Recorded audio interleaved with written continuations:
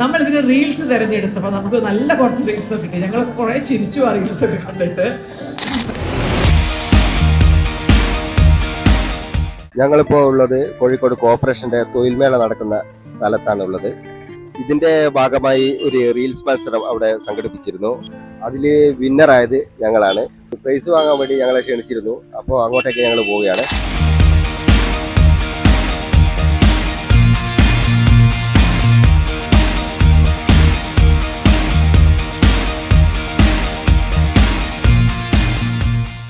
ഇന്ന് കുറഞ്ഞത് 1000-ലധികം ആൾക്കെങ്കിലും തൊഴിൽ കിട്ടണം എന്ന് മനസ്സിൽ ആത്മാർത്ഥമായി ആഗ്രഹിച്ചുകൊണ്ട് ഈ ഒരു തൊഴിൽമേള നമ്മുടെ വളരെ സന്തോഷത്തോടു കൂടി ഉദ്ഘാടനം ചെയ്തതായി അറിയിക്കുന്നു.